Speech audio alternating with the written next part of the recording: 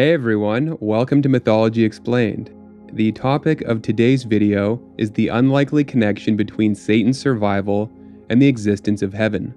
This isn't something said verbatim in doctrine, explicitly asserted by theologians, or directly endorsed by Christianity, but something extrapolated from philosophical theories on evil.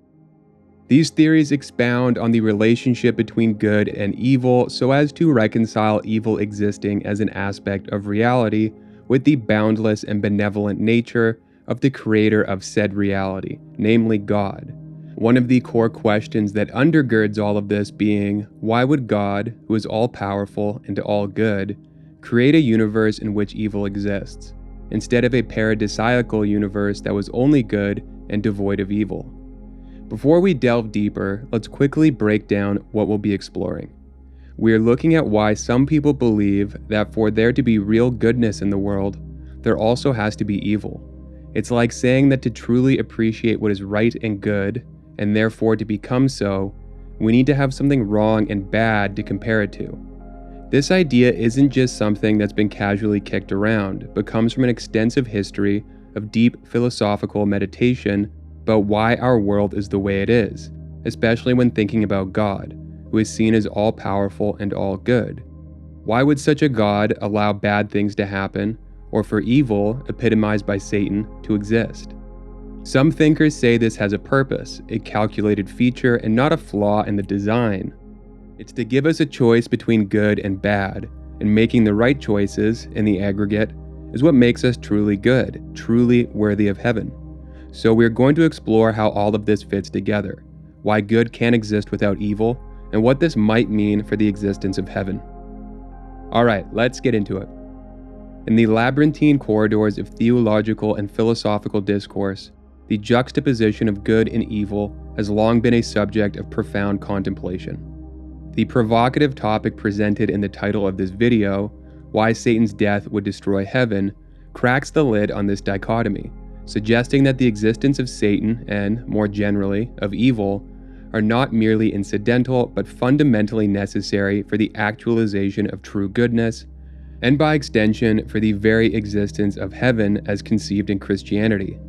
In other words, if evil is essential to the manifestation of true good, and if true good is required to earn the reward of heaven, then without evil there wouldn't be anyone worthy of heaven. Meaning what exactly, I don't know. Perhaps not existing, perhaps existing but uninhabited. At the heart of this lies the age-old philosophical debate about the nature of good and evil.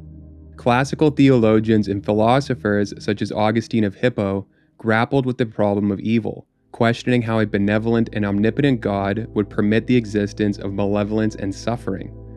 Augustine postulated that evil is not a distinct entity, but rather the absence or privation of good, a concept known as the privatio boni, meaning the absence of good, also referred to as the privation theory of evil.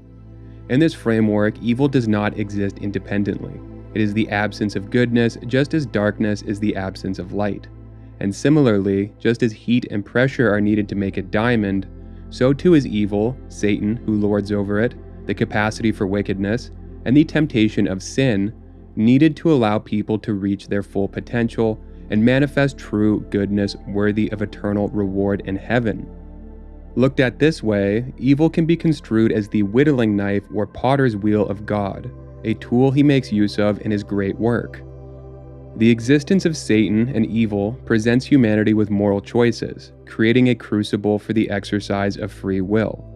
The narrative of the Garden of Eden in Genesis underscores this, where the serpent, equated with Satan, tempts Adam and Eve, leading to the fall of man. This act of disobedience, while introducing sin into the world, also inaugurates the human experience of moral decision-making. Without such choices, the argument posits, goodness becomes an automated, unchosen state, lacking the depth and authenticity that comes with choice and struggle. Expanding this and applying it to heaven, the realm of ultimate goodness and the reward for righteous living, the idea of Satan's existence being integral to true goodness and spiritual ascension inspires an interesting line of thought. If true goodness is contingent upon the presence of evil to choose against, then the eradication of evil, symbolized by a world without Satan, would undermine the very foundation of goodness. Without the contrasting darkness of evil, the light of goodness may lose its meaning. And thus, the question becomes, does heaven, as a reward for choosing good over evil, even exist when there isn't a countervailing aspect, evil, to define and give substance to good through dualism? Building on this, the work of theologian Thomas Aquinas offers a similar perspective, continuing in the same vein. In his exploration of theodicy, he argued in reinforcing fashion that the presence of evil does indeed serve a greater purpose in God's plan, making its inclusion indispensable, not the product of an unfortunate oversight.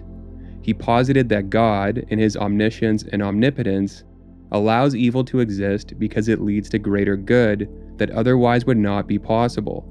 For Aquinas, the existence of evil and suffering enables the development of virtues, such as courage, patience, and compassion.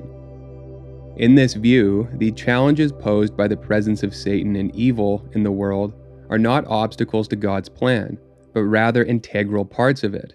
They serve as catalysts for spiritual growth and moral excellence, ultimately preparing souls, should they prove worthy, for divine fulfillment in heaven.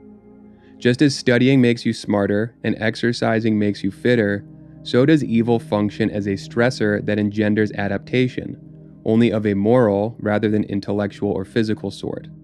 By withstanding temptation, not falling prey to vice, immorality, and wickedness, and rising above it all, people become the best versions of themselves.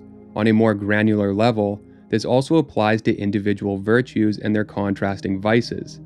Bravery can't exist in the absence of fear, for it is only by conquering fear that we can be brave. Humility can't exist in the absence of pride, for it is only by mastering our pride that we can embody humility, and so on. Another theologian who delved into this conundrum was John Hick. His soul-making theodicy suggested that Earth is a place of spiritual development, a kind of soul-making factory, where humans grow morally and spiritually through their environment and experiences.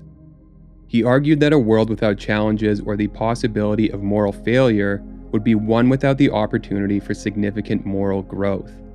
In this sense, Satan and evil are part of a grand divine pedagogy designed to elevate human beings from simple creatures to morally mature beings, capable of understanding and embodying God's love.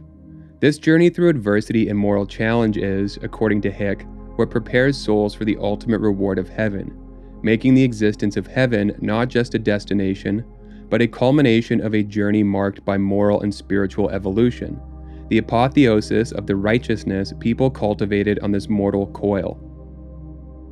And that's it for this video. If you enjoy the content, please like and subscribe. Thanks for watching.